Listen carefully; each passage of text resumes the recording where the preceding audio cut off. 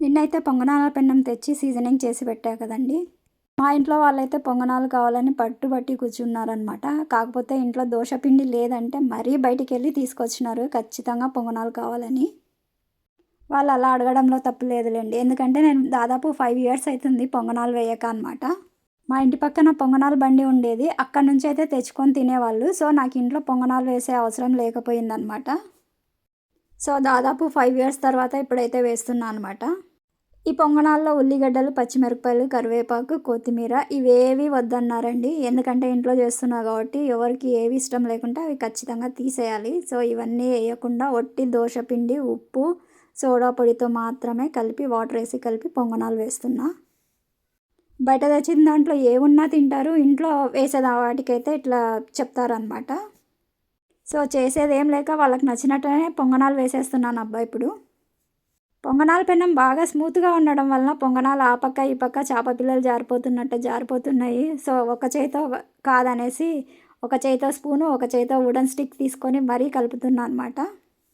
First trip పొంగనాలైతే తీసేస్తామనమాట. తినము. ఎందుకంటే పెన్నంది ఏదన్నా స్మెల్ ఉన్నా, సీజనింగ్ సరిగ్గా లేకున్నా ఎందుకొచ్చింది అనేసి అవన్నీ తీసేస్తా అనమాట. సెకండ్ ట్రిప్ అయితే తినడానికి వేస్తున్నా. ఫస్ట్ ట్రిప్ కూడా అంతా ఆయిల్ వేసి అంతా బాగే చేసినా కానీ ఏదో ఒక చిన్న డౌట్ వల్ల తినడానికి వేయట్లేదు. సో, ఇలా కాగిన పొంగనాలన్నీ పక్కకు తీసేసుకున్నా అనమాట. తీసేసుకొని మళ్ళీ నెక్స్ట్ వాయి అయితే వేస్తున్నా. ఈ పొంగనాల్లోకి మళ్ళీ వాళ్ళ ఆర్డరు ఉల్లిగడ్డ పచ్చడి కావాలంట, ఆనియన్ చట్నీ. సో, దానికైతే ప్రిపేర్ చేస్తున్నా అనమాట.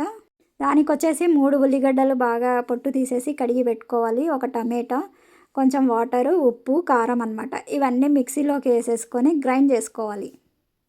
ఈ పొంగనాలైతే బాగా ఆట ఆడుకుంటున్నాయండి. ఆ పక్క, ఈ పక్క ఒకటే మీద జంప్ అవుతున్నాయి తీనీకి రాక నాకి. పట్టుకుంటే బాగా జారిపోతున్నాయన్నమాట. సో, ఎలాగోలాగా కష్టపడి అన్ని పొంగనాలైతే తీసేసా అనమాట. నెక్స్ట్‌దైతే వేస్తున్నా చూడండి.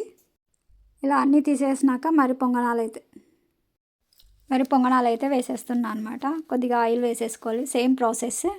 ఆయిల్ తగినంత వేసుకోండి. ఎక్కువ లేకుండా అన్నిట్లో కొంచెం కొంచెం ఆయిల్ వేసుకొని పిండి తీసేసుకొని వాటిల్లో వేసేసుకోవాలన్నమాట.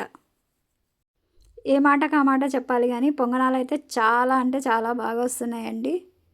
మధ్యలో మధ్యలో మా పిల్లలు వచ్చేసి అయినాయా, పొంగనాలు అయినాయా అని అడిగి మరీ వెళ్తున్నారు.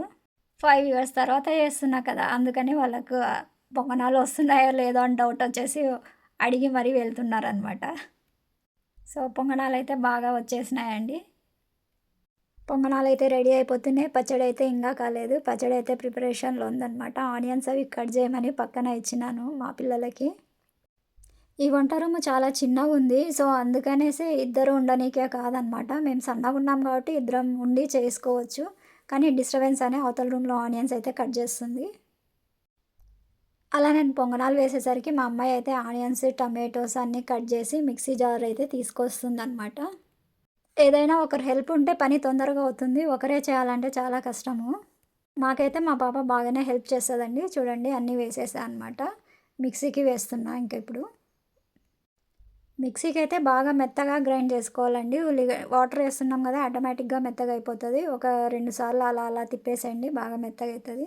మెత్తగా అయితేనే బాగా టేస్ట్ ఉంటదనమాట. సేమ్ బయట తీసుకున్న పచ్చడిలాగా ఉంటది ఇది. అలా మిక్సీకేసుకున్నాక ఒక స్టవ్ మీద అయితే బాండీ పెట్టుకొని దాంట్లో ఆయిల్ వేసి తాలింపు వేసుకోవాలనమాట. కారం వేయడం మర్చిపోయాను. మళ్ళీ కారం వేసి మీకు చూపిస్తున్నాను. మనుషులు ఏదన్నా తొందర పెడితే ఆ పని ఏదో ఒకటి మర్చిపోతాము. ఇక్కడ కూడా పిల్లలు తొందర పెట్టేసరికి కారం వేయకుండా మర్చిపోయినా. మళ్ళీ గుర్తొచ్చి కారం వేసా అనమాట దాంట్లో పచ్చట్లో. ఇక్కడైతే మిక్సీకి వేసుకుంటున్నా కదా, అవతల స్టవ్ మీద వచ్చేసి బాండీ పెట్టేసి ఆయిల్ పెట్టి తాలింపు వేయడానికే ప్రిపేర్ చేస్తున్నా అనమాట. చెప్పడం చాలా ఈజీగా ఉంటుంది. కానీ చేసేటప్పుడే తెలుస్తుంది కదా మనకి ఇదంతా. అంటే నేననేది టైం ఎక్కువ పడుతుందని, చెప్పడం అయితే త్వరగా చెప్పేస్తాము. కానీ ప్రిపరేషన్‌కి దాదాపు 1 అవర్ పడుతుంది మనకి టిఫిన్ అయ్యేసరికి. 1 అవర్ డయాన్ని 5 మినిట్స్‌లో చెప్పేసేయాలనమాట. సో, ఇక్కడైతే తాలింపుకి పెట్టేసా అనమాట. బాండీ పెట్టేసి ఆయిల్ ఏసుకోవాలి. ఆయిల్ మేము ఎక్కువ తింటాము. సో, నేను ఎక్కువైతే 3 వేసా అనమాట. దాంతో 3 అంటే ఎక్కువనే అవుతుంది. నేనైతే ఇక్కడ పల్లి ఆయిలే వాడతా అండి. వేరే ఆయిల్ వాడను. అలా ఆయిల్ బాగా హీట్ అయిన తర్వాత జీలకర్ర, ఆవాలు వేసుకోవాలి.